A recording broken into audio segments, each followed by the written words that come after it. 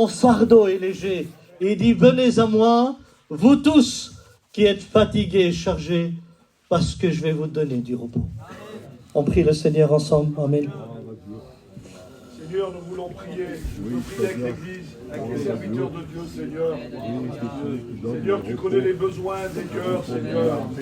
Et c'est vrai que tu es le seul qui peut répondre aux besoins. Ce qui est caché, Seigneur, dévoile-le ce soir. Seigneur, ce que toi seul as vu, Seigneur, prépare, Seigneur. Bénis les cœurs, Seigneur, les cœurs les plus durs, les cœurs fatigués, affligés, qui ont besoin de ta grâce. Bénis Abraham, donne-lui toute la liberté d'apporter le message que tu as mis sur son cœur, Seigneur. Merci pour ce que tu vas faire ce soir, Seigneur. Que ton nom soit béni, mon Sauveur. Amen. Gloire à Dieu. Est-ce qu'on peut dire Amen? Amen. Voilà le message du Seigneur pour nous ce soir. Il y a 2000 ans en arrière, Jésus est là et puis devant lui, il y a un peuple. Et ce peuple qui est devant lui, vous savez, Jésus, il est ému de compassion.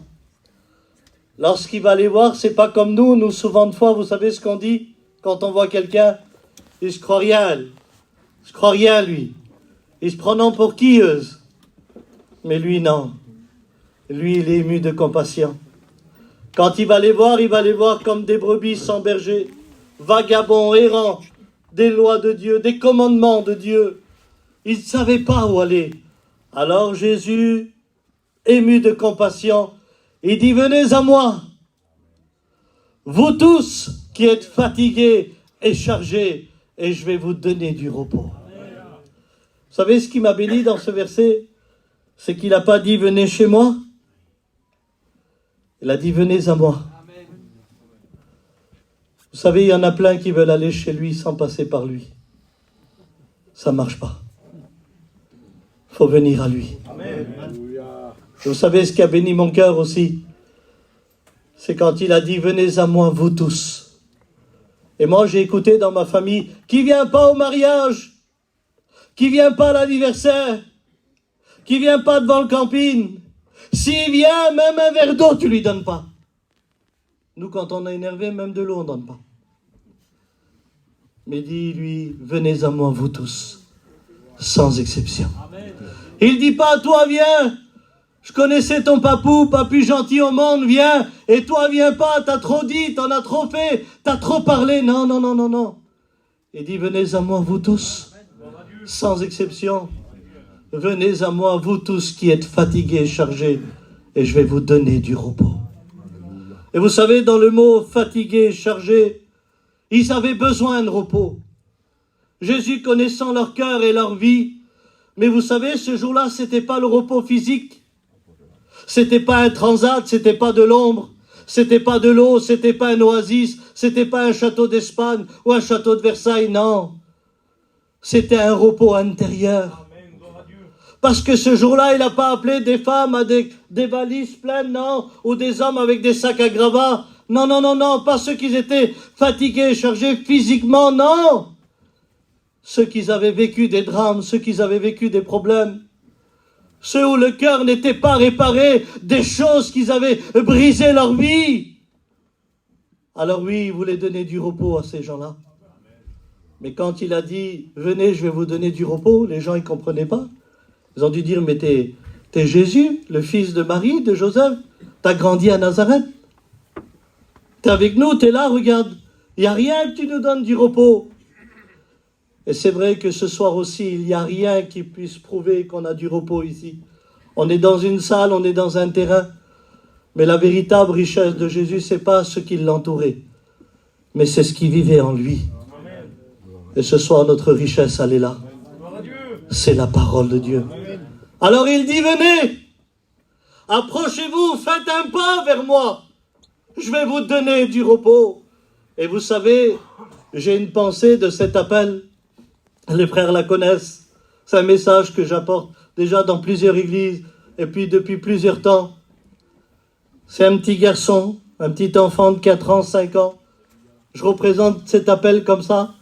Vous avez vu, nos enfants, des fois, ils sont agités, ils courent. Et quand ils courent, ils tombent et ils se blessent. Et nous, on l'a fait déjà des dizaines de fois. On a porté l'enfant. Et quand on l'a porté, on a vu que c'était pas trop grave, mais il pleure. Alors on veut qu'il arrête de pleurer. Et vous savez ce qu'on dit? Je t'emmène au McDonald's. Je t'achète des petits bonbons. Je te prends la petite voiture, l'autre fois que je t'ai pas acheté à 30 €, je te l'achète. Et le petit, il est tombé, il s'est blessé, il a pleuré. Mais parce qu'il a écouté McDo, bonbons, voiture, il essuie ses larmes. Il a oublié qu'il est tombé et il dit emmène-moi. Et on a réussi à faire oublier à un enfant qu'il est tombé, blessé et pleuré parce qu'on lui a promis quelque chose de meilleur. Eh bien ce soir, Jésus veut te faire oublier tout ce que tu as vécu dans ta vie. Parce qu'il dit les projets de paix que j'ai formés sur toi, dit l'Éternel, c'est des projets de paix et non de malheur. Afin que tu aies un avenir, pas un petit samedi dimanche, non, un avenir et de l'espérance. Un avenir et de l'espérance. C'est ce qu'il a promis sur nos vies.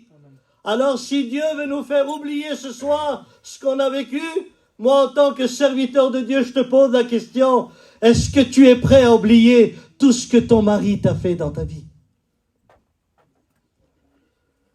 Est-ce que tu es prêt à oublier toutes ces années de guerre et de divorce et de problèmes familiales? Toutes ces nuits d'angoisse et de dépression, de haine et d'amertume? Est-ce que tu es prêt à oublier tout ce que ta femme t'a fait dans ta vie? Toutes ces guerres entre beaux-frères et belles-sœurs, où tu as été humilié, où tu n'avais pas la paix, où il fallait toujours se sauver et se cacher, parce que tu n'avais jamais la paix. Est-ce que tu es prêt à oublier ce soir ce que ta famille t'a fait? Ce que ton père t'a fait? Ce que ta mère t'a fait? Est-ce que tu es prêt à oublier? Est-ce que tu es prêt à oublier ce qu'on a dit sur ton foyer? Ce qu'on a dit sur ton ministère? Les paroles, la renommée qu'on a pu dire? Est-ce que tu es prêt à oublier ce qu'on a dit sur ta vie? Qu'on l'a sali sur les réseaux sociaux et qu'on l'a blessé et qu'on lui a fait mal? Est-ce que tu es prêt à oublier ces choses-là? Est-ce que tu es prêt à oublier tous ces moments où tu as voulu te ôter la vie, te couper les veines? Est-ce que tu es prêt à oublier ce que le péché t'a fait vivre, ce que la honte t'a fait vivre? Est-ce que tu es prêt à oublier, toi, ce soir, quand t'as promis le mariage et quand t'as abandonné en cours de route et qu'aujourd'hui t'es détruit et tu veux te venger? Est-ce que tu es prêt à oublier tout le mal qu'on t'a fait, tout ce que ta famille t'a fait? Parce que si tu es prêt à oublier ce soir, il est prêt à agir. Amen. Amen. Gloire à Dieu. Mais est-ce que tu es prêt à oublier? Est-ce que c'est la réalité? Est-ce que c'est la vérité? Est-ce que tu es prêt à oublier ces choses-là? Tu sais pourquoi? Parce que si tu n'oublies pas, tu ne vis pas. Ah si, excusez-moi, si tu vas fêter Noël le jour de l'an, tu vas partir en mission, tu vas partir et tu vas parcourir le monde entier si tu veux. Si tu n'oublies pas, tu ne vis pas. C'est quelque chose qui nous poursuit, c'est à l'intérieur de nous, c'est dans nos entrailles. Tu peux être la mamie la plus gentille du monde, la femme la plus gentille du monde. Tu te lèves le matin devant ta tasse de café. Il suffit d'une seconde de quelque chose qu'on t'a fait que tu n'as jamais oublié, qui va traverser ton esprit et qui va détruire ta matinée, qui va détruire ta journée. T'as plus envie de parler, t'as plus envie de faire à manger, tu veux plus t'occuper de rien. Tu peux être l'homme le plus gentil du monde, le papou le plus gentil du monde, le garçon serviable. Tu te lèves le matin devant ta tasse de café, une seconde de quelque chose qu'on t'a fait et que t'as jamais oublié, qui va traverser ton esprit et qui va détruire ta matinée, qui va détruire ta journée. T'as plus envie de travailler, t'es là, t'es au volant. Vous avez vu des fois? On conduit, on était tellement dans les pensées qu'on s'est dit, mais comment j'ai fait pour tourner à droite? Comment j'ai fait pour freiner? Et t'es là, des fois tu tords le volant parce qu'il y a une pensée qui a traversé ton esprit et qui a détruit ta journée. Alors quand ça passe, ça va? Ça va encore, tu t'en sors? Mais pour certains, ça s'est arrêté juste là. Ça s'est bloqué là. Et aujourd'hui, tu es lunatique, anxieux, dépressif, malade des nerfs. Un jour bien, un jour mal. Alors vous savez ce qu'il a fait le monde pour nous faire oublier? Il a fait exister des choses. Il a fait exister l'alcool. L'alcool, c'est terrible. Tu allais peut-être rigoler, c'est sûr. L'alcool, tu danses pas. Tu bois, tu danses. Tu chantes pas. Tu bois, tu chantes l'opéra. Mais tu deviens une personne qui n'est pas toi. Parce qu'il y a une chanson qui dit « Je bois pour oublier ». Et tout ce que tu vas faire sous l'emprise de l'alcool, c'est pas toi. T'en as, tout ce qu'ils peuvent pas faire à jeun, ils le font morceau. Parce qu'ils n'ont pas le courage d'affronter les choses. Alors on boit pour oublier qui on est et d'être quelqu'un de nouveau. Mais l'alcool, c'est éphémère et elle a détruit des milliers et des milliers et des milliers de personnes. Et après l'alcool, le monde, vous savez ce qu'il a fait? Il a fait exister les jeux. Tercé, quinté, quarté, les grattages, vous inquiétez pas, je joue pas. Et vous savez ce qu'on se dit? Si on est riche, on a une autre vie.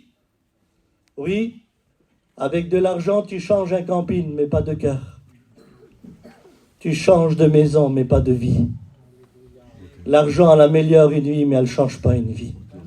Le seul qui peut le faire, c'est le Christ.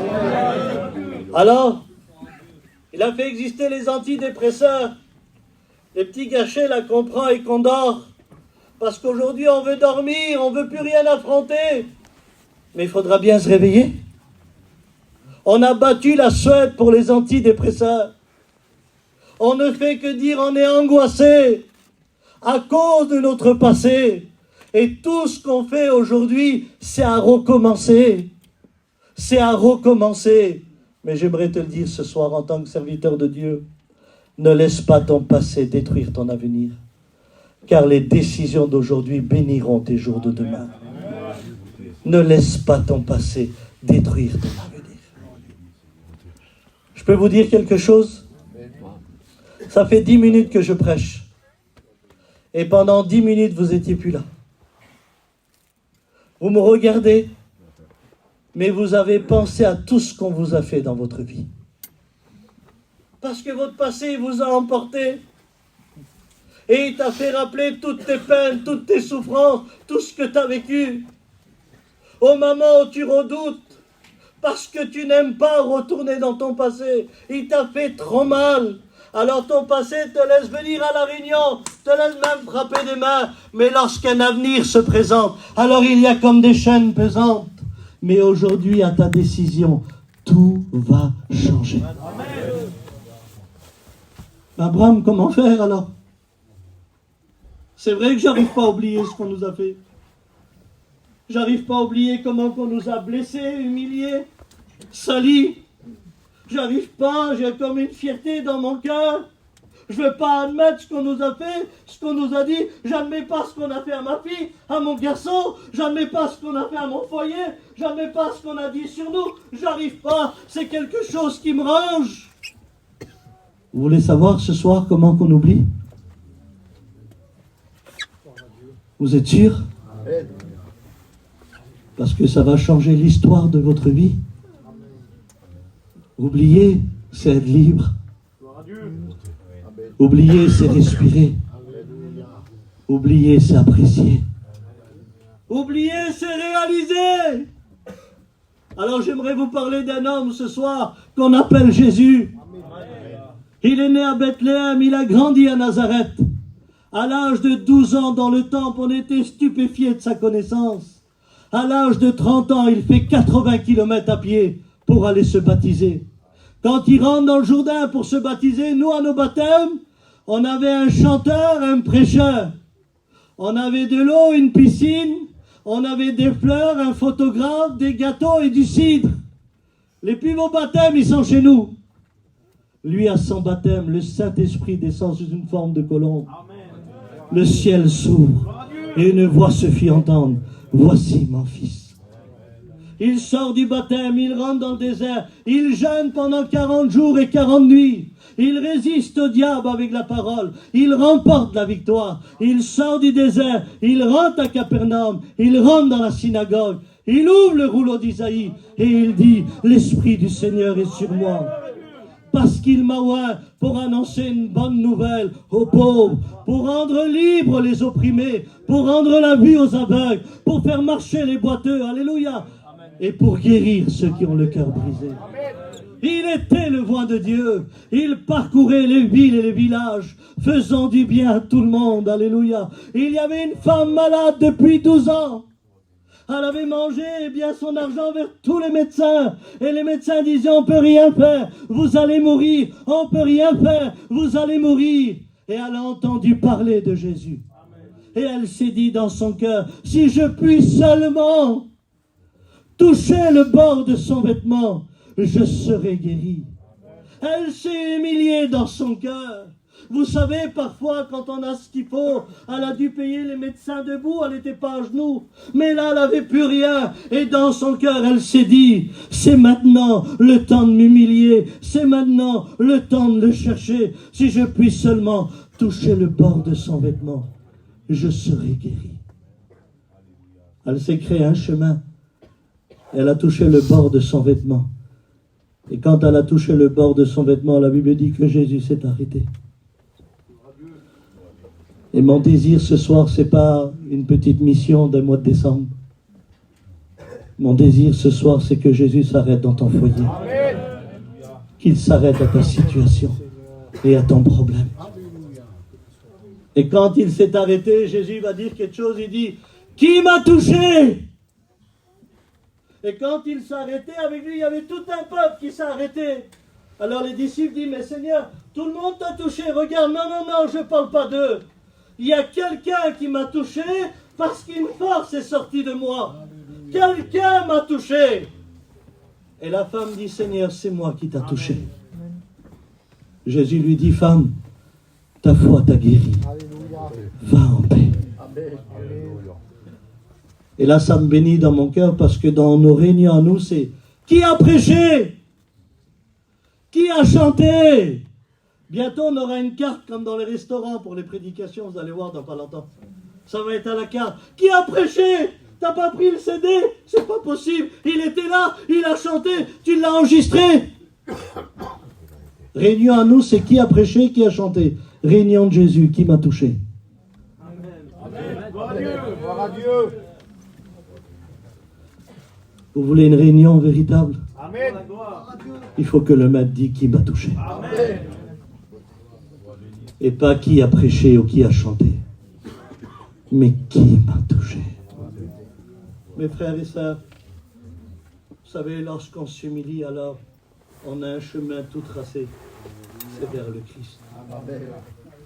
Mais vous savez, la curiosité va nous emmener à Dieu. T'as vu, il y a un petit homme, un noir qui vient prêcher ce soir. La curiosité nous amène à rencontrer des hommes. L'humilité nous emmène à rencontrer le Christ. Gloire à Dieu. C'est quoi s'humilier ce soir? C'est dire, Seigneur, j'ai besoin de toi. Tu connais ma situation. Il y avait un lépreux, dit la parole de Dieu. Lorsque Jésus est descendu de la montagne, la Bible dit qu'il s'est jeté à ses pieds. J'ai vu un reportage sur la lèpre. Tu ne peux pas plier le bras, tu ne peux pas plier le pied, tu ne peux pas marcher, tu ne peux pas t'asseoir, tu ne peux pas rester au soleil, ni à la pluie. Tu veux la mort. Ta peau, elle est déchiquetée, elle est desséchée, tu es dans un état critique. Et là, la Bible dit qu'il se jeta à ses pieds. Excusez-moi du mot, mais rendez-vous compte de la douleur de plier les pieds avec la peau déchiquetée. Mais ce jour-là, il n'a pas vu sa douleur, il a vu sa guérison. Amen. Gloire à Dieu. Et il a dit à Jésus, si tu le veux. Il n'a pas dit si tu peux. Jésus peut tout. Il a dit, si tu le veux, tu peux me rendre pur. Et il a dit, je le veux, sois pur. Et il l'a purifié. Je ne connais pas la douleur de ton cœur, de ton âme. Mais je sais une chose, c'est que Jésus veut dire ce soir, je le veux. Je veux te sauver. Je veux te purifier. Je veux changer ton foyer. Je veux te délivrer. Je veux te guérir. Il le veut, le Seigneur, ce soir. Si tu le crois, tu verras la gloire de Dieu. Mais c'est un merveilleux, je ne vais pas m'étendre sur les miracles. Un jour à Gethsémané, un homme va le vendre pour 30 pièces d'argent, qui représente aujourd'hui 20 euros. Mon Jésus et ton Jésus va être vendu et trahi pour 30 pièces d'argent. Et celui qui l'a trahi va venir l'embrasser sur la joue. Jésus lui dit, c'est par un baiser que tu livres le Fils de l'homme. Il dit, fais ce que tu as à faire. Et là, je dis, Seigneur, c'est pas possible. Je connais 2 hommes chez nous, là-bas, vers les Roms. Ils se sont pas parlé 20 ans pour une gourmette. Je connais un père qui a renié sa fille pour un archer de violon. Il a renié sa fille qu'il a élevée. Je connais 2 cousins qui ne se parlent pas pour un devis de maison. Je connais des sœurs qui ne se parlent plus pour un bout de terrain. Je connais une famille déchirée pour un tableau. Je connais des guerres de famille pour une bague. Il se fait vendre, il ne dit pas un mot, mais qui est cet homme? Qui est cet homme? Je veux savoir qui il est. Qui il est, quand je vois autant de méchanceté, qui il est. La Bible dit qu'une escorte d'hommes va venir le prendre. Certains disent 200, 400, 600, on va dire 200 hommes. Ils vont le lier. Et quand ils vont le lier, ils vont le bousculer. Et voilà que ces hommes-là, ils vont lui mettre des soufflets au visage. Vous savez ce que c'est des soufflets? C'est de ce côté-là. Ça, c'est une gifle. Ça, c'est des soufflets. 200 hommes en train de lui mettre des soufflets au visage.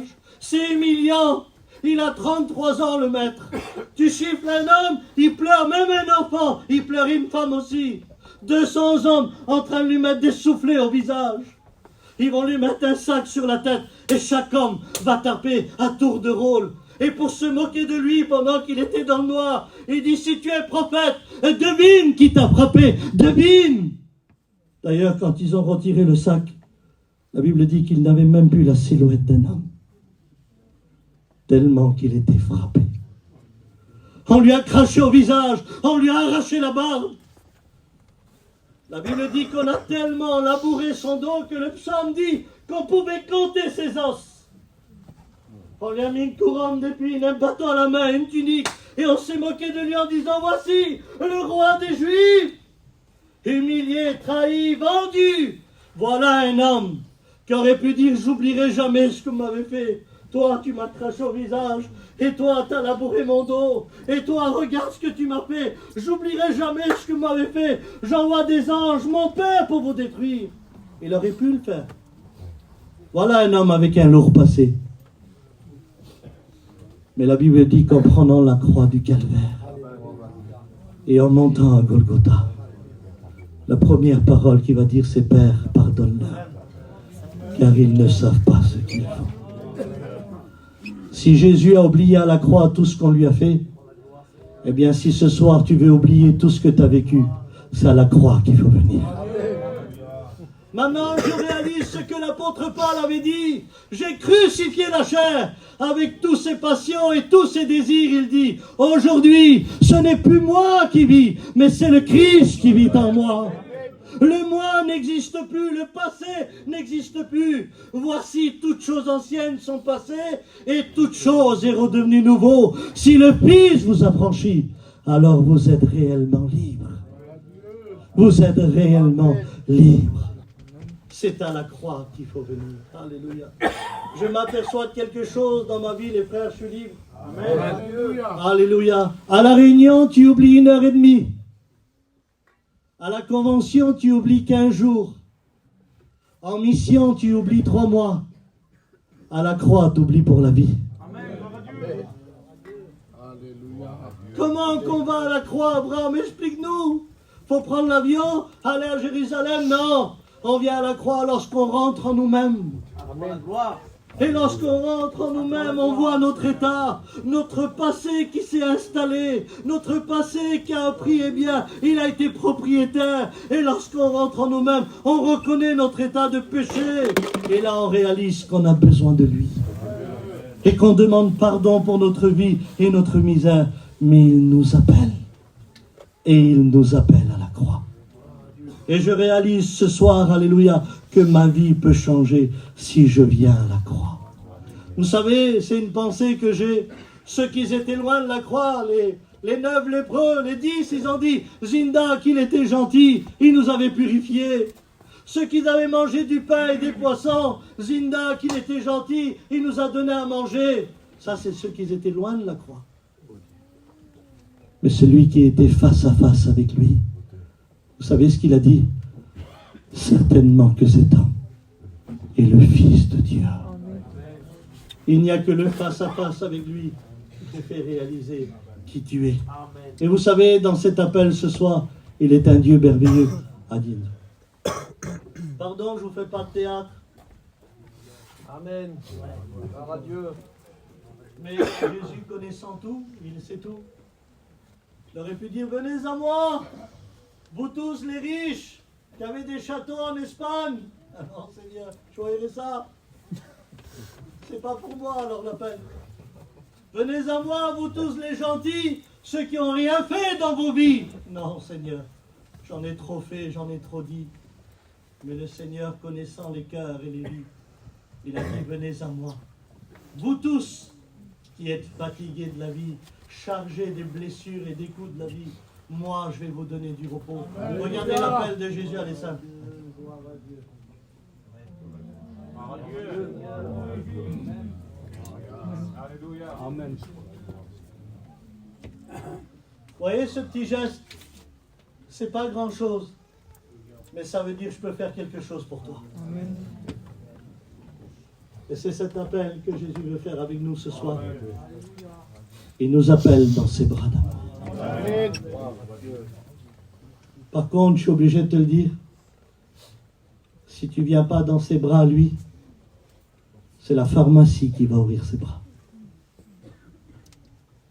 C'est l'alcool, c'est la drogue, c'est le monde, c'est le péché. Ces bras-là, ils ont des rubis. Ils attirent l'homme et la femme depuis 6000 ans. Mais tous ceux qui sont venus dans ces bras-là, ils ont été broyés.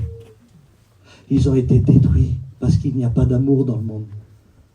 Le seul qui a de l'amour, c'est celui qui est monté à la croix du Calvaire et qui l'a payé au prix de son sang. Il est le seul, alléluia, à te prendre dans ses bras d'amour. Et vous savez, je sais ce que c'est ces bras d'amour. Je viens d'une famille sédentaire, une famille rome. On vivait à Blanc-Ménil dans le 93. Et chez nous, du matin au soir, ça tapait les femmes, ça jouait aux cartes, ça buvait de l'alcool. On était 5 frères et 2 sœurs et j'étais le dernier. Et moi, je croyais que tout le monde avait la même vie que nous. Donc, dans cette maison-là, j'étais heureux et malheureux. Arrivé à un moment, eh bien, les pasteurs, la seule fois qu'ils ont pu venir chez nous, c'était le jour où ils devaient prier pour ma tante. Je ne vais pas rentrer dans les détails, mais vous allez me comprendre. Le soir, arrivé à la réunion, eh bien, les pasteurs, au moment où ils devaient prier pour ma tante, ma mère me disait, Abraham, sors dehors, mon fils, sors dehors, vois pas ça, sors dehors. Puis moi, je sortais, je me mettais par la fenêtre et je voyais comment les pasteurs priaient dans cette maison-là. Imaginez-vous, où ça buvait, ça tapait les femmes, ça jouait aux cartes. Tout le monde était libre dans son péché, dans sa misère. Je me souviens des soirs et des jours. Je demande pardon, je ne veux pas chercher à être pitié, mais c'était notre vie. Je me réveillais, je disais, ma mère, mets-moi à manger. Elle me disait, rendors-toi, mon fils. Rendors-toi. Parce qu'il n'y avait rien. Imaginez-vous la misère qu'on était, cette vie qu'on avait. Dans la même maison, après ma tante, c'était mon frère. Et là, c'était un peu plus compliqué parce que mon frère, j'étais avec lui, et d'un coup, il fallait sauver. Donc, les pasteurs sont revenus le soir, prier pour mon frère. Et au moment où ils devaient prier pour mon frère, ma mère me disait, sors, Abraham, vite, sors, mon fils, sors. Et moi, je sortais par la fenêtre, je voyais comment les pasteurs chassaient. Et là, j'avais peur du noir, j'avais peur de mon ombre. Je ne voulais plus rester dans la maison. Alors, j'ai sorti de la maison et je suis parti. Et quand je suis parti, j'ai trouvé mes cousins avec des raclés. Et mes cousins se droguaient et ils buvaient. Alors, qu'est-ce que j'ai fait? J'ai commencé à boire et j'ai commencé à me droguer. Quand j'ai commencé à toucher à ces choses, alors mon corps les a aimés. Mais comme je n'avais pas d'argent à demander chez moi, j'ai commencé à voler. Et quand j'ai commencé à voler, je me suis procuré ces choses. Et quand j'ai procuré ces choses, ça me disait dans mon cœur, tu vois, Abraham, maintenant ta mère, elle va voir que son dernier, c'est un drogué. Et là, je voulais plus rentrer chez moi. J'ouvrais les voitures dégagées, je dormais dedans. Et quand j'arrivais pas à ouvrir les voitures dégagées, j'allais aux urgences à l'hôpital comme un clochard et je me mettais au chaud et j'attendais. Je faisais comme si je passais une visite, mais je restais au chaud parce qu'il faisait froid dehors. Je dormais sur des bancs des 31 décembre. Des 24 décembre, je dormais dans les parcs tout seul, drogué, pris par la drogue. J'avais pris une grande crise d'angoisse. J'avais perdu tous mes cheveux à l'arrière. C'était comme ça. J'avais plus de cheveux. Je faisais tellement une grande crise d'angoisse que j'avais plus de cheveux. Et j'avais cette vie tous les jours. Et un jour, je m'avais drogué toute la journée, je n'avais pas mangé. Quand vous vous droguez, vous ne mangez pas. Vous êtes fatigué, je vous demande pardon. Je marchais comme ça dans la rue. Regardez. Je marchais comme ça, jour et nuit. Mes cousins me disaient, il va mourir, Abraham, il va mourir. Et un jour, je prends le bus, minuit 15. Je n'avais pas de permis à l'époque. Je monte dans le bus, je monte à l'arrière du bus, et ce bus passe devant Noisy-le-Sec.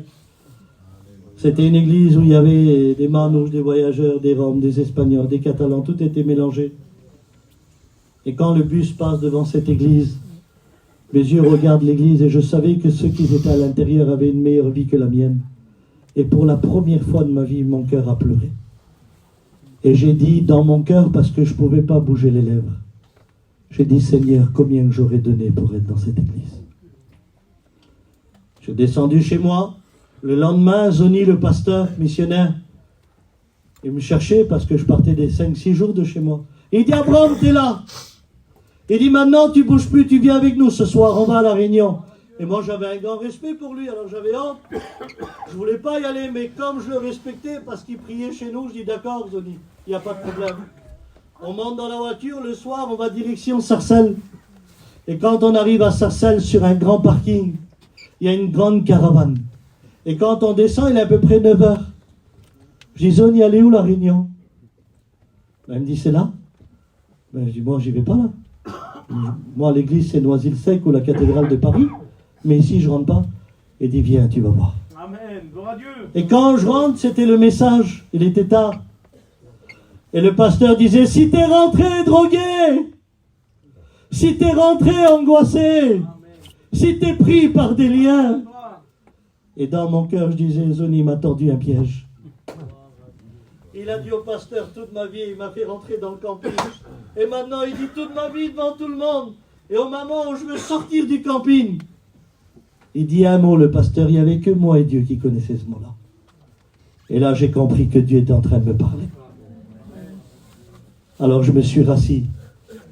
Et le pasteur disait, si ce soir, tu veux être libre, si ce soir tu veux rencontrer le Christ, si ce soir tu veux être délivré, il dit lève ta main là où tu es. Et j'ai levé ma main droguée. Et j'ai senti un feu rentrer en moi. Des écailles tombaient de mes yeux. J'étais là dans le camping, je dis, qu'est-ce qui se passe, Zoni? Je dis, je veux voir mon père, ma mère, je veux voir ma famille. Emmène-moi à la maison, je dis, Zoni, qu'est-ce qui m'arrive? J'ai été délivré. J'ai rencontré le Christ. Je me suis baptisé, j'étais baptisé du Saint-Esprit. Je me suis marié avec la fille d'un pasteur. J'étais appelé au ministère, 2004, 2005. J'étais candidat au ministère et un mercredi après-midi, mon ancien m'appelle, il me dit, Abraham, t'es où? Je dis, je suis chez moi, pourquoi? Il dit, va vite à l'église. Il dit, je suis dans les bouchons, il n'y a pas de bouchons chez nous là-bas. Il dit, vas-y, si je viens pas, prêche. Et quand j'ai écouté ça, j'ai monté dans l'auto, j'ai crié, les stops, les feux rouges, je devais prêcher. Et j'arrive devant la réunion. Je prends la clé. Et au moment où je mets la clé dans la serrure, le bus où il y avait 7 ans, j'étais drogué dedans, il passe encore aujourd'hui. Au même moment, le bus passe derrière mon dos. J'écoute le bruit du bus, je l'écoute. Et au moment où je tourne, il y a une voix qui me parle. Il me dit, Abraham, tu te rappelles où tu t'es demandé? Regarde où tu es aujourd'hui. J'étais là, je tremblais, je dis, je deviens fou. Je dis, c'est qui me parle? Je dis, Seigneur, tu m'as écouté ce jour-là, j'étais drogué. Oui, et j'ai compris que quand un malheureux crie, l'Éternel l'entend et le délivre de toutes ses détresses. J'étais devenu responsable de cette église. D'un drogué dans le bus, j'étais devenu responsable de cette église parce que j'avais venu dans les bras de Jésus. Et ce soir, il n'a pas changé. Amen. Il est le même hier, aujourd'hui, éternellement. Il est le seul qui guérit un cœur brisé. Il est le seul à briser des chaînes. Il est le seul à te donner un avenir. Il est le seul à retirer la honte de ton cœur. Il est le seul à changer ta vie. Et ce soir, il est là. Il est parmi nous. Et moi, je te pose la question dans la simplicité. Pas une minute, c'est trop long. Une demi-seconde. Une demi-seconde. Qui voudrait venir dans ses bras d'amour, remplis de compassion? Moi, ce soir, je voudrais venir. Qui voudrait venir? Levez vos mains. Dieu vous voit. Dieu vous voit. Y a-t-il encore des personnes? Dieu vous voit. Dieu vous voit. Alléluia. Oui, il nous appelle parce qu'il n'a pas changé. Il nous appelle ce soir parce qu'il nous aime. Alléluia. Et il veut nous donner un sens à notre vie. Il est capable de consoler le pasteur et la femme du pasteur. Il est capable de consoler la veuve et l'orphelin. Il est capable de prendre le rétrograde dans ses bras et lui dire alors, reviens. Il est capable de prendre l'inconverti. Je vous demande pardon. Moi, on m'appelait le drogué. Mais Jésus m'appelait fatigué et chargé. Et j'avais besoin de repos. On t'appelle peut-être alcoolique, mais Jésus te dit que tu es fatigué et chargé et que tu as besoin de repos. Et peut-être un foyer qui est détruit, tu tiens à un fil. Dans ses bras, impossible de sortir. Il peut réconcilier ton foyer. Il peut bénir ta famille. Il peut venir en aide et te bénir ce soir. Alors j'aimerais les personnes qui ont levé leurs mains, j'aimerais que vous vous levez un instant. Levez-vous maintenant. Maintenant. Levez-vous maintenant.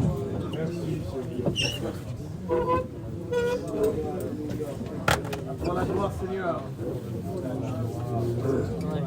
Pour toute la gloire de Dieu. Dans ses bras d'amour, tu peux te lever ce soir. Et tu peux être consolé.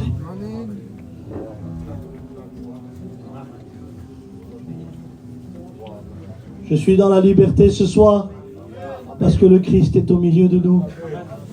J'aimerais dans la simplicité ceux qui sont debout. J'aimerais qu'on lève une main vers le ciel. Fais-le avec moi. Et dis-lui, Seigneur, je suis là. Je suis là, Seigneur. Je suis là parce que j'ai besoin de toi. Seigneur, je crie à toi. J'ai besoin de ta grâce. Pendant que les serviteurs de Dieu prient avec moi et ceux qui sont debout prient le Seigneur, nous voulons laisser l'action du Saint-Esprit agir. Priez le Seigneur un instant. Priez le Seigneur.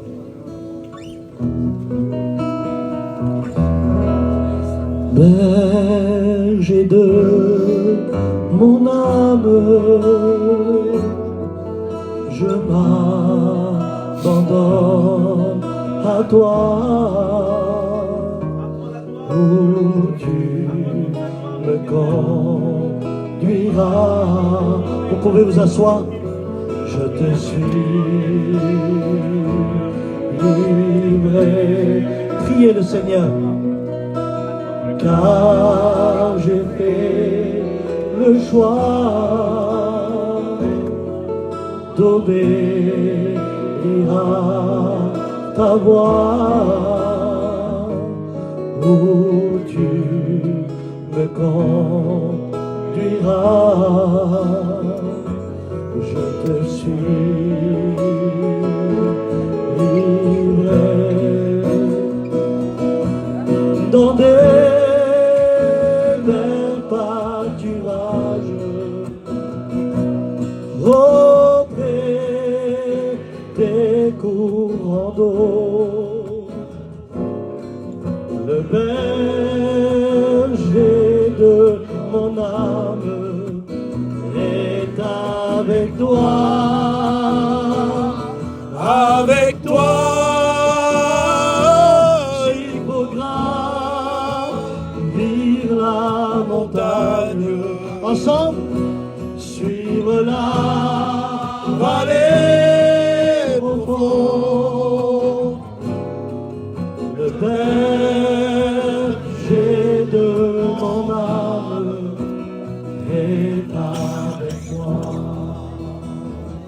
Amen. Gloire à Dieu. Imaginez-vous ceux qui ont levé la main et que le Christ est venu vous prendre dans ses bras. Amen. Quel privilège lorsqu'on est dans ses bras. Quel amour, quelle compassion lorsqu'on réalise, alléluia, que dans ses bras, on peut lui demander pardon. Amen. On peut être sauvé, on peut être béni. Alors, est-ce que tu es prêt à oublier? Je dis gloire à Dieu pour ceux qui ont pris la décision. Et ce soir, le message continue à te dire, est-ce que tu es prêt ce soir à te lever du deuil? Je ne vais pas dire ce soir, est-ce que tu es prêt à oublier tes défunts? Je serai l'homme le plus insensé du monde. Mais est-ce que tu es prêt à laisser la main de Dieu guérir la plaie? Est-ce que c'est ce soir? Est-ce que c'est réel? Est-ce que tu es prêt à être guéri de cette blessure? Toi qui dis pourquoi nous? Pourquoi moi? Pourquoi maintenant? Les pourquoi et les comment de ta vie qui t'empêchent de voir, eh bien, la gloire de Dieu. À toi qui es là et puis ton cœur il est déchiré par le deuil et tu ne sais plus comment faire. Eh bien, il y a la solution dans la parole de Dieu. La Bible parle d'un homme qu'on appelle Job. Cet homme, il a perdu 10 enfants. 7 garçons et 3 filles dans la même journée. Pour 1 600 000 € de bétail estimé aujourd'hui. Il est tombé malade, il est assis par terre dans la poussière. Il est rempli d'ulcères. À un tel point que dans sa maison, sa femme lui dit, Job, renie ton Dieu et meurs. En un mot, regarde dans l'état où tu es. Et là, ça vient de lui, la décision. Quelle beauté quand la décision vient de toi. Vous savez ce qu'il dit à sa femme? Il dit, femme insensée que tu es, tu veux adorer Dieu que quand tout va bien? Moi, je veux adorer Dieu aussi quand tout va mal. Si l'Éternel a donné, si l'Éternel a repris, que son nom soit béni. Alléluia. Et il met la paix dans sa maison. Quelle importance de mettre la paix dans sa maison. Quelle importance lorsque la vie, elle continue, lorsqu'il y a encore de la famille dans la maison, quand la décision, elle vient de toi. Job, il n'avait pas de guitariste, pas de pianiste. Il n'avait pas un serviteur de la mission, non. Mais il avait Dieu qui lui parlait dans son cœur. Et il lui faisait réaliser que même dans les moments les plus durs, il était là. Amen. Alors je ne sais pas la douleur que ça fait lorsqu'on vous dit que quelqu'un il est parti, quelqu'un de très cher de ta famille, mais là 10 enfants. Il a enterré 7 garçons. Le premier qui l'aidait dans son bétail, le deuxième qui venait avec lui, le troisième qui était là et qui lui donnait un coup de main, c'était la mémoire de ces garçons. Après il enterre ses 3 filles, sa fille qui lui ramenait sa petite serviette, sa fille qui lui faisait à manger, sa fille qui le faisait rigoler. Il fallait enterrer ces gens-là. Et pendant ce deuil, il est assis par terre dans la poussière pendant 7 jours. Je ne sais pas, il y a combien de temps que tu es assis et que tu t'es dit, il n'y a plus rien à faire pour moi. Là, j'aimerais te dire qu'un jour, Job a parlé. Vous voulez savoir ce qu'il a dit?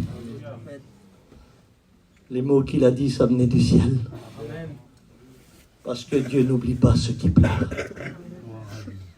Parce qu'il n'oublie pas ceux qui sont déchirés par le deuil. Il n'oublie pas ceux qui sont passés par les drames. Et dans le livre de Job, au chapitre 9 et au verset 27, il dit, si je dis, ça veut dire que je vais parler. Qu'est-ce que tu vas dire, Job, avec tout ce que tu as passé? Tu ne peux pas parler. Tu peux que pleurer, que pleurer, que pleurer. Mais là, imaginez-vous, il va commencer à parler, je voudrais bien savoir ce qu'il dit. C'est important. Vous savez, une personne blessée, quand elle parle, c'est important. Quelqu'un qui est déchiré par le deuil, quelqu'un qui parle, c'est important. C'est important parce que Dieu écoute, parce que Dieu entend. Il connaît les douleurs. Il dit, si je dis, quoi Job? Je veux oublier mes souffrances. Il dit pas, je vais oublier mes 10 enfants. Il dit, je vais oublier mes souffrances. Pourquoi Job? Parce que la souffrance m'empêche de penser à Dieu. Et c'est ce qu'elle fait, la souffrance. Elle t'empêche de lever tes yeux. Elle t'empêche de réaliser que dans le ciel, il y a un Dieu merveilleux. Alors il dit, je prends la décision aujourd'hui. Je veux oublier mes souffrances. Vous savez ce qu'il dit plus bas? Je veux laisser ma tristesse. Et je veux reprendre courage. C'est écrit comme ça. Je veux oublier ma souffrance, laisser ma tristesse et reprendre courage. Amen. Le courage qu'il avait pour ses 10 enfants. Il a encore un foyer. Il veut que ce courage-là revienne. Il veut oublier les souffrances. Il veut laisser la tristesse. Mais regardez la décision. Et la même décision peut venir ce soir dans ton cœur. Lequel courage, Job? Quelqu'un t'a donné 20 € pour aller travailler, pour mettre du gasoil? Quelqu'un est venu te taper dans l'épaule et t'a dit, viens manger chez moi ce soir? Non, pas ce courage-là. Le courage qui vient du ciel. Vous savez lequel courage? Je vais vous le dire. Vous avez déjà été chiné avec un homme découragé? Est-ce que c'est vrai? Est-ce que vous avez déjà été? Tourne pas à droite, il y a les quistés. Va pas à gauche, c'est déjà chiné. Va pas tout droit, c'est demi-tour. Place de camion et t'as le moteur. Et lui à demain. Il veut rien faire. Il est découragé, il espère en rien. Il croit que rien de nouveau peut arriver. Il est découragé. Et c'est que du découragement. Par contre, vous avez déjà été chiné avec un homme encouragé? Moi, j'ai été. Il conduisait, il dit, Abraham, je connais quelques maisons, t'inquiète pas, on va travailler. Tu verras, les gadgets, pas meilleurs. Il me parlait, je me voyais pas.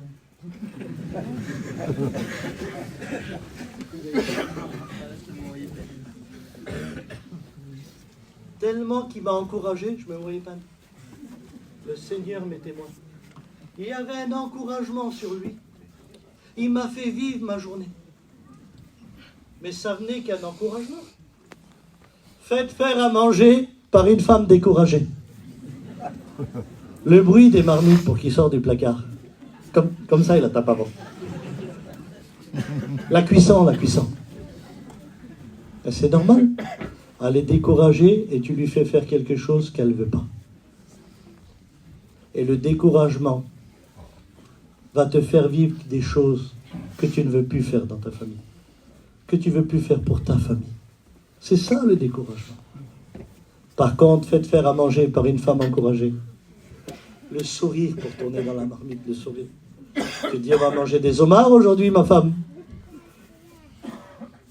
Tu ouvres la marmite, c'est des coquillettes au beurre. Mais le courage a donné l'appétit à toute la maison. Il y avait peu, mais son courage lui a fait vivre beaucoup. Ça a ramené de l'appétit dans la maison. Ça a amené de l'arbre. C'était l'encouragement qui vient du ciel. Et cet encouragement, Dieu n'a pas changé. Il veut le donner ce soir. Il veut te redonner le sourire. Il veut te redonner l'espoir. Il veut te refaire vivre la vie que tu vas affronter tous les jours. Même si pour toi, tu te laisses mourir. Même si pour toi, la vie est finie. Pour lui, elle continue. Et il veut être pour toi un ami. Amen. Et il veut t'encourager. Dans la simplicité, Église de Dieu, moi ce soir, je voudrais des encouragements. Qui voudrait t'encourager ce soir? Amen. Moi je lève ma main. Dieu vous voit, n'ayez pas peur. Dieu vous voit. Dieu vous voit. Il peut vous encourager parce qu'il est vivant. Amen. Un encouragement qui vient du ciel. Amen. Le peu, mais aux yeux c'est beaucoup. Le simple, mais c'est grand. Ça vient du ciel. Amen. Alors est-ce que tu es prêt à oublier? Est-ce que tu es prêt à te lever du deuil? Et ce soir je termine par, est-ce que tu es prêt à pardonner?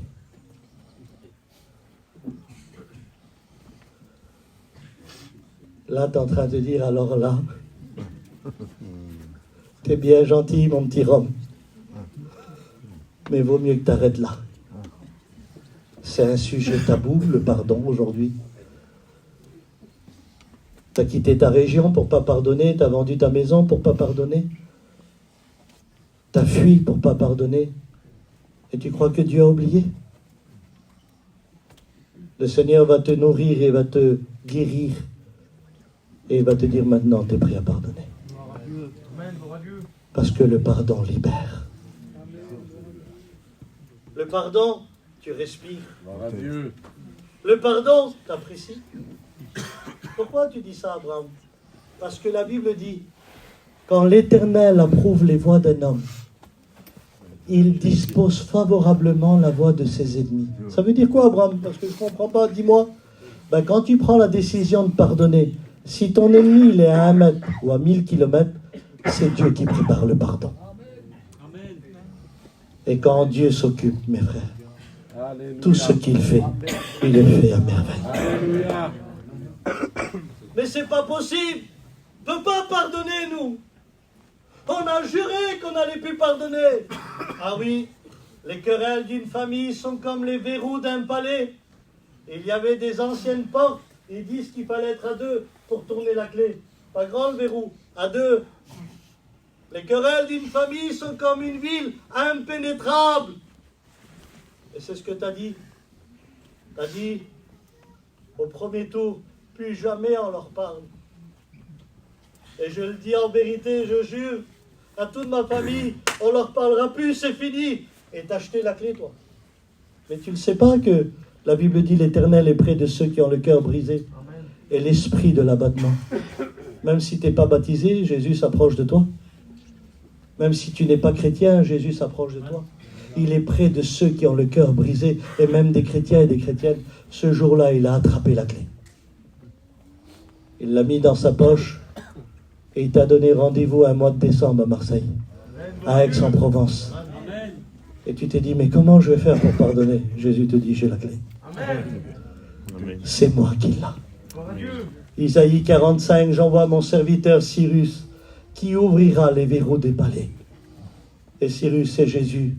Il ouvre les verrous des palais. Et il met le pardon. Oui, il est le Dieu qui pardonne et qui donne le pardon. Et vous savez, lorsqu'on pardonne, ça ouvre des portes. Alléluia. Il y a des pardons qui enlèvent des poids sur les consciences et sur les cœurs. Aujourd'hui, je l'ai vécu chez moi.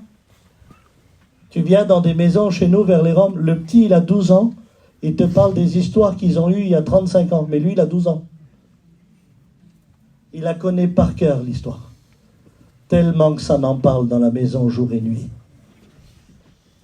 Il te dit, t'as vu avec eux, on est en guerre nous, il a 12 ans le petit. Et voilà l'héritage que certaines familles vont laisser. La guerre et le non-pardon. La guerre et le non-pardon. Un jour, je prêchais ce message, c'était l'été à Melun, et je vais terminer. Et j'étais arrivé au sujet du pardon. Et pendant que je prêche, en dessous le chapiteau, de loin, je vois un homme, 2,10 m, 135 kg, crâne rasé, les 2 épaules, il touchait les oreilles. Imaginez-vous l'homme devant moi. Et dans moi, je dis, ça c'est pas un petit diacre, ça. Ça c'est un tueur d'hommes dehors. Imaginez-vous l'homme que c'est. Et j'arrive et je dis, quand l'Éternel approuve les voies d'un homme, il dispose favorablement la voie de ses ennemis. Mais sans vouloir, Dieu le sait que c'est fait. Je ne l'ai jamais fait. Je dis, si tu le veux, Dieu prépare le pardon pour toi. Mais quand je fais ça, ça va sur lui, dehors. Et lui, il me regarde et il vient en dessous le chapitre. Et quand il vient, il fait ça. Et je vois les chaises s'envoler devant moi. Et là, je dis, je suis mort. Oui. Je dis, qu'est-ce que j'ai dit? Je réfléchis, qu'est-ce que j'ai dit pour que l'homme il se bête, qu'est-ce que j'ai dit? Plus il s'approche, plus je vois les chaises s'envoler. J'ai plus le choix. Il vient là, je me sauve là. Et s'il vient là, je me sauve là. J'ai plus le choix, il vient. Et quand il vient, il tombe à genoux. Amen. Gloire à Dieu. Et quand il tombe à genoux, il dit, Seigneur, je te demande pardon. Amen. Enlève la haine de mon cœur. Enlève la méchanceté, Seigneur. Enlève la haine. tellement qu'il a prié. Il a mis une onction de Dieu en dessous le chapiteau. Tout le monde a commencé à pleurer, tout le monde a commencé à prier. Imaginez-vous, il était en larmes, à genoux, en train d'implorer Dieu et en train de demander pardon à Dieu. Il se lève, il s'assoit là. À qui il vient? Il fait les annonces, la réunion elle se termine. Et nous on s'en va. Il m'appelle, il dit Abraham. Il dit, t'as vu l'homme qui est tombé à genoux? Je dis oui. Il dit, on n'avait plus de vie. Du matin au soir, il avait le fusil à la main. Le fusil dans le camping, le fusil dans l'auto. Et il disait, je vais le tuer, je vais le tuer, je vais le tuer, je vais le tuer. Il dit, il a appelé l'homme devant nous. Ils se sont demandé pardon. Ils se sont réconciliés. Et ils vont manger dans la semaine. Ben, je dis, gloire à Dieu. Dieu est vivant. S'il met le pardon dans un cœur. Mais le lendemain, je vais faire une réunion à Montreuil. Devinez sur qui je tombe. Je tombe sur celui qui devait se faire tuer. Le sourire jusqu'aux oreilles. Il dit, Abraham, vous avez fait la réunion hier soir? Je dis oui. Il dit, t'as vu l'homme? Je dis oui, je l'ai vu. Il dit, Abraham, j'avais plus de vie. Il dit, au feu rouge, je me retournais tous les minutes pour savoir s'il est là. Au magasin, je me retournais parce que il l'a dit, il voulait me tuer, Abraham. Il voulait me tuer, Abraham. Hier soir, il m'a appelé. Mais il dit, Abraham, écoute, il faut que je te dise qu'est-ce qui s'est passé hier soir. Il dit, hier soir, vers 9h du soir, donc quand je prêchais, il dit, je suis parti dans un champ tout seul. Et je suis parti me disputer avec Dieu, parce que je suis un chrétien appelé au ministère. Et j'ai dit au Seigneur, jusqu'à quand, Seigneur, il me cherche pour me tuer? Jusqu'à quand j'aurai pas la paix? Jusqu'à quand, Seigneur, j'aurai des histoires avec cet homme-là? Seigneur, si ton appel au ministère est vrai sur ma vie, brise-le là où il est. Et pendant que lui dit ça à 9h le soir, la montagne était à genoux en train de pleurer, à demander pardon à Dieu. Oui, c'est l'Éternel qui avait mis le pardon et il avait réconcilié. Vous vous imaginez qu'est-ce qui s'est passé quand l'Éternel approuve les voies d'un homme? Je me suis renseigné sur le fort il n'y a pas longtemps. Je dis alors les frères, qu'est-ce qui vient? Et il dit Abraham, tu vas jamais le croire. Je dis quoi? Il dit il est dans un camion, il fait des panini pour les missionnaires. J'ai de fusil à panini il a passé. Quand le Seigneur il intervient. L'autre il a pu faire ses études et maintenant le fort aussi il est appelé au ministère et il rentre pour servir Dieu. Si j'ai vu une montagne se mettre à genoux, je crois aussi ce soir que le pardon peut venir dans ton cœur. Je le crois, mais de tout mon cœur, que le pardon peut venir. Alors j'aimerais faire quelque chose avec toute l'Église. J'aimerais qu'on ferme les yeux et qu'on baisse la tête un instant. Et je voudrais, dans la simplicité, avant de terminer le message, si tu voudrais le pardon de Dieu, je veux que tu lèves ta main là où tu es et je prie pour toi au nom du Seigneur. Si tu as besoin du pardon dans ton cœur, Dieu t'a vu. Dieu t'a vu. Dieu t'a vu. Dieu t'a vu. Lève ta main maintenant et on continue. Dieu t'a vu. Alléluia.